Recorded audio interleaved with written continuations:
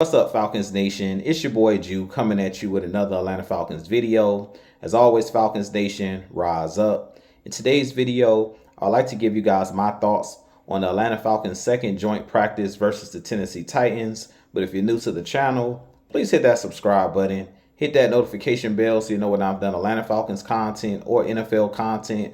If you'd like to follow your boy on Twitter and Instagram, you can follow me at Jew Talk Sports. If you'd like to donate to my channel, you can donate to my Cash App, which is the $ Jew Talk Sports. And if you'd like to be a part of my Jew Talk Sports membership, you can hit that join tab here on the channel as well.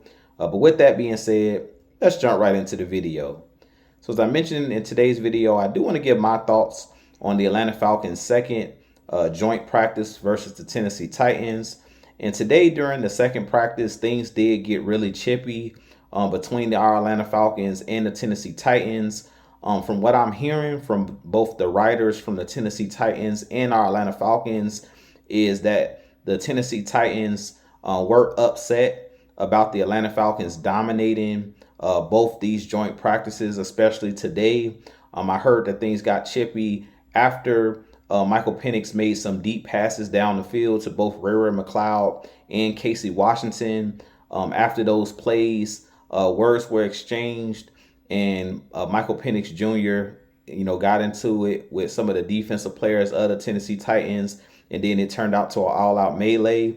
Good news is it didn't end the practice, and guys were able to still get their reps in. Guys were able to still compete, and the coaches and things of that nature was able to get things under control after some of the scuffles broke out today during this training camp. And I knew this going in, that usually during these joint practices, things get heated because guys are competing at the highest level. Guys are competing for spots on the roster, for the 53-man roster on both of these teams. Usually when you bring in another organization or another team to your training camp for these joint practices, usually things tend to go left.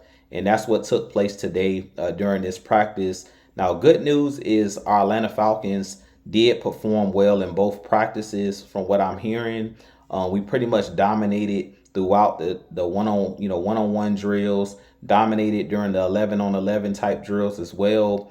They state that Michael Penix Jr. has been really sharp, making plays, throwing the ball down the field, connecting with Drake London, connecting with guys like Kyle Pitts, Ray McCloud. Casey Washington has been one of the standouts, a guy that I thought could possibly be on the bubble for this team. But after these joint practices, they're stating that Casey Washington has been a guy that's been breaking out and making plays in the absence of Darnell Mooney. So it looks like he's kind of solidifying his spot on this Atlanta Falcons 53-man roster. And at this point, I'm definitely going to be looking forward to seeing Casey Washington possibly if he plays in the preseason game this Friday against the Titans. But from what I'm hearing, this Atlanta Falcons team is looking really good and looked really good against the Tennessee Titans. Now, they did state that the Titans did have a few bright spots. Guys like Calvin Ridley, we know that he's one of the best route runners in the league. Him and A.J. Terrell went head up in one-on-one drills multiple times. And both of those guys got the better of each other. He won some reps. A.J. Terrell won some reps. And also they talked about the standout defensive tackle, Jeffrey Simmons of the Tennessee Titans, won a couple of his one-on-one drills going up against the likes of Chris Lindstrom. So that was two heavyweight guys going up against each other on the interior of our offensive line and the defensive line in the one-on-one drills and things of that nature. But outside of that, they talked about in the 11-on-11 drills, cornerback D. Alford came away with an interception. Our defense has played really well going up against the rookie Cam Ward of the Tennessee Titans. And personally, I really feel like the Atlanta Falcons should have dominated in these practices, just for the mere fact that the Tennessee Titans is one of those teams, in my opinion, that's a team kind of in rebuild mode. They're retooling. Ever since they lost guys like Derrick Henry on their roster a couple years ago, last year, I believe it was in the offseason, to the Ravens, they are one of those teams that's kind of lost their identity, and they're trying to find their identity and rebuild and things of that nature. So they don't have as much talent as our Atlanta Falcons. We're kind of outside of that rebuild mode at this point, and we've kind of completed our roster. So I was expecting this Atlanta Falcons team to be able to dominate. And from what I'm hearing out of everything I've heard coming out of camp, is the Falcons dominated in both these joint practices, both yesterday and today. So that's good news to hear for our Atlanta Falcons. I'm definitely looking forward to this upcoming Friday's matchup in the preseason game to see what guys go out there, guys that are still on the bubble, guys like Chris Blair, who played really well in the previous preseason game. Some of the other guys like a Josh Woods at that linebacker position that played really well.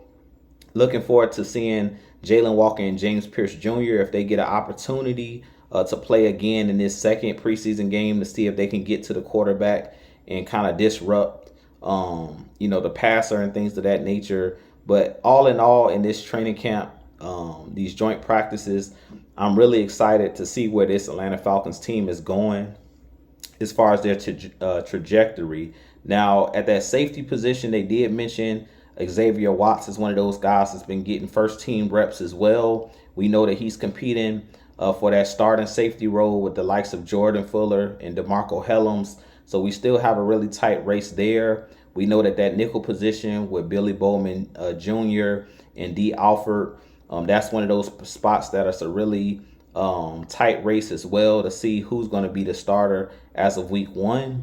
But I'm very excited, like I said, to see these guys play in this Friday night's preseason game and to see which guys are going to stamp, make their stamp or put their stamp on the game to possibly be on this 53-man roster. I continue to say that this probably will be one of the toughest 53-man roster to cut down to for our Atlanta Falcons because we have talent everywhere you turn. And I really feel like there's going to be some really good guys on this Atlanta Falcons team that's going to either get cut or be put on the practice squad. So with that being said, you guys give me your thoughts on the joint practice today and yesterday. Like I said, from my understanding, from what I've seen, what I've heard coming out of camp, this Atlanta Falcons team dominated, on all phases of the game, going up against the Tennessee Titans. And I feel like that should be the way, that it should be for this Atlanta Falcons team because we're the more talented team, because this Atlanta Falcons team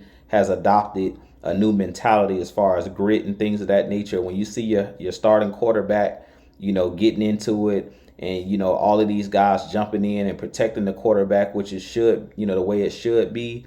I really feel like this Atlanta Falcons team has a lot of dogs on it. And this is going to be a really, really good Atlanta Falcons 53-man roster heading into the week 1 against the Tampa Bay Buccaneers. So with that being said, you guys give me your thoughts.